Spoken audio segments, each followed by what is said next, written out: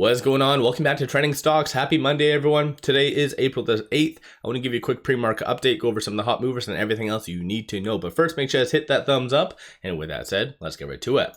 So starting off today, there isn't really any data points that's really going to move the broader market. So it's just technicals carrying over from last week. Futures are very green, so that's always a good thing. Looking at the fear and greed index, it has just popped up one, so from 61 to 62. So people's appetite for risk is very much there. So that should really help the broader market kind of propel a lot of stocks higher. And as I've said, with there being no real data points coming out today or tomorrow, each stock is going to be moved based off of its own technicals and or news. So again, just kind of take that into consideration. But moving on, SOFI, let's start off with them. So it is up slightly based off of no news, no SEC filings, nothing like that though. So they have been relatively quiet. So that's maybe a good thing leading into their earnings, maybe a bad thing. I'll leave it up to you guys to make that determination. But shorts are increasing about 46,000 shares this morning. Not all that much, but 19.89% of the free float is being shorted. And that works out to be 196.06 million shares. If you're looking at trading it, just watch this at 752. So with it at 749, so it potentially could be breaking past its R1. And if so, then you should see a very quick pop up to this R2. I don't see this pivot point of 735 being touched today unless something absolutely crazy does happen, maybe associated to that solar eclipse. I have no idea. If you are one of those individuals that's going to be kind of watching that, let me know in the comments below.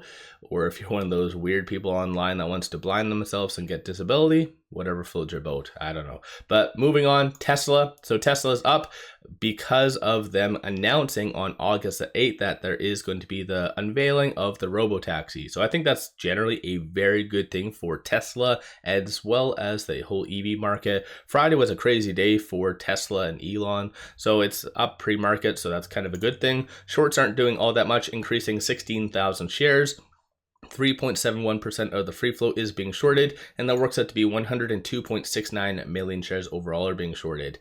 Interesting over this weekend though, you've seen a lot of people talking on Tesla and shorts. I feel like they're not correlated whatsoever. They have obviously increased because it was roughly about 2.91% short interest to now 3.71. So on a percentage basis, yeah, it has gone up.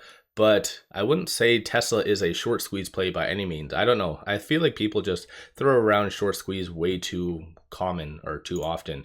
But with it at 168 and change, it is trading between this S2 and this S1. So if you are looking at trading Tesla today, watch for it to get above this 170 mark. So this S1, vice versa, if it does pull down, for whatever reason, just watch for this 166 support to hold. So let me know your thoughts on that.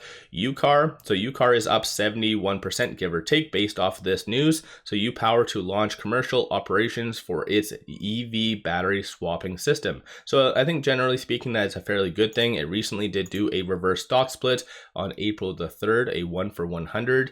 And so this company has actually been on my list when I've gone over like the top 5 squeeze stocks. I do that every Sunday or weekend and also Wednesday. But last Wednesday, it was actually on this list. So it's kind of interesting to see it having a nice pop. Whether it stays or not, we'll just have to wait and see. And again, as I've said in the past previous videos, this is why I don't like to look at ortex on stocks that have done a reverse stock split, because it skews everything. So it shows 655.57% of the free float is being shorted. Very much wrong. Of course, a lot of people will say, hey, look, this is crazy. This is crazy news. I would beg to differ. On a side note, in case you don't know what UCAR does, so you can always pause it and read through it. So it is based out of China and a relatively low float.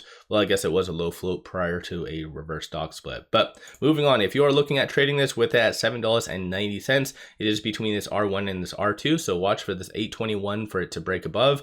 Vice versa, if it does pull down, 738. So kind of just be cautious about that, because if it does pull down below this, then it could be back into the 6s. So make sure you guys always do your own due diligence.